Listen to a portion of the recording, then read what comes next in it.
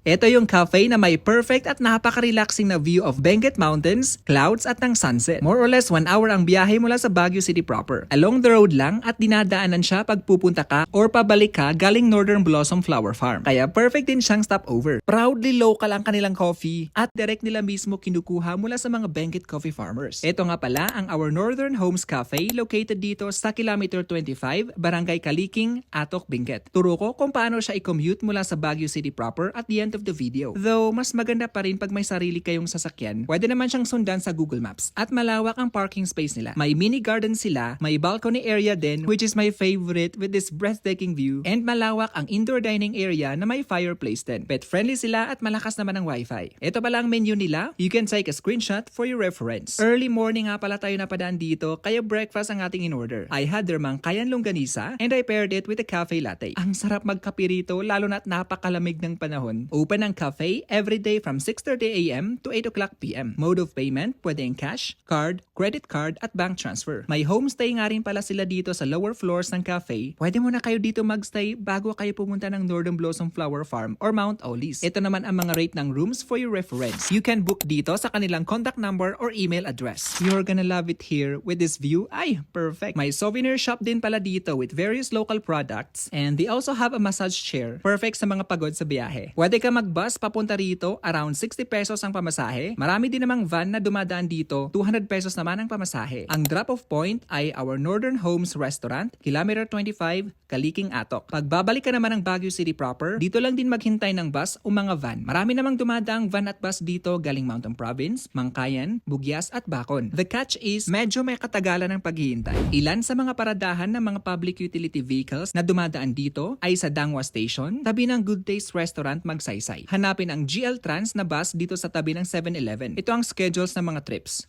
May mga namamasadang van din dito, malapit lang sa parada ng mga bus. Ito naman ang kanilang operating hours. Meron din mga bus dito sa Slaughter Terminal or Santo Niño Bus Terminal dito sa Magsaysay. Hanapin ang Rising Sun Bus na biyaheng Mountain Province. Trips are between 6:30 a.m. and around 3 o'clock p.m. Iilan lang yan sa mga PUVs na dumadaan ng Atok kasi may mga bus at van din na papuntang Bugyas at Mangkayan. So ayun lang, see you again sa ating susunod na lakad. Ingat!